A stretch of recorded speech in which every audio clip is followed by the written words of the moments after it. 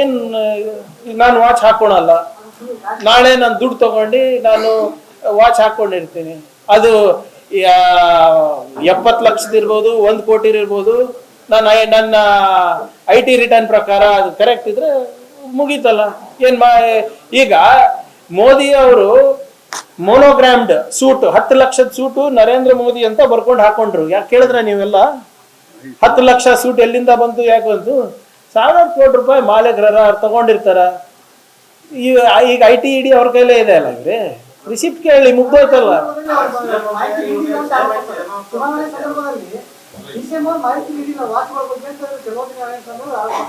ಹೋಗಿ ಹೇಳಕ್ ಹೇಳಿ ಅವ್ರ ಗುರು ಮೋದಿ ಹತ್ರ.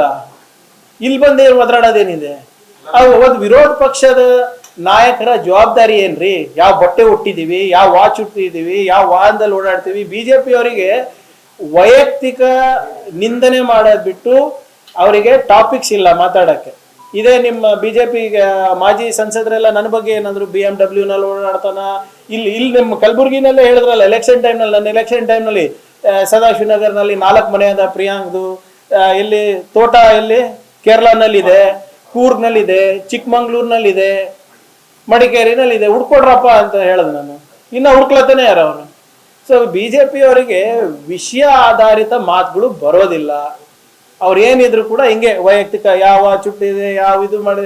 ನನ್ನ 2ನೇ ಎಲೆಕ್ಷನ್ಗೆ ಕ್ಯಾಂಪೇನ್ ಏನಿದ್ ಗೊತ್ತ್ರಿ? ಚಿತ್ತಾಪುರ್ನಲ್ಲಿ ಪ್ರಿಯಾಂಕರ್ಗೆ ಕಾಲ್ ಮೇಲೆ ಕಾಲ್ ಹಾಕೊಂಡು ಕೊಡ್ತಾನ. That was the campaign of BJP. ಏನ್ರಿ? ಮನೆ ಮಗನ ದುಡಿಸ್ತೀನಿ ಅಂದ್ರೆ ಆಳ್ ಮಗನ್ ತರ ದುಡಿಸ್ಲತ್ತಾರ, ಅದು ಬೇರೆ ವಿಚಾರ. ಬಟ್ ಬಿಜೆಪಿ ಅವ್ರು ಯಾವಾಗ್ಲೂ ಇಷ್ಟೇ ರೀ ಅವ್ರದ್ದು.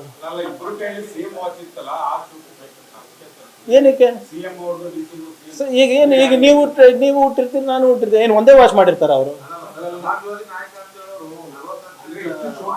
ಅದು ಎಷ್ಟು ಲಕ್ಷದಿರ್ಬೋದು, ಏನೇ ಇರ್ಬೋದು ಇವ್ರೆ, ಅದಕ್ಕೆ ಉಟ್ಕೋಬಾರ್ದಂತ ಏನಾದ್ರು ಇದೆಯಾ? ಅವ್ರು ಯಾವತ್ತನ ಹೇಳಿದಾರ ನನ್ಗೆ ವಾಚ್ ಇಷ್ಟ ಇಲ್ಲ, ನಾನು ತಿರಸ್ಕಾರ ಮಾಡ್ತಾ ಇದ್ದೀನಿ ಅಂತ ಯಾವತ್ತನ ಹೇಳಿದಾರ?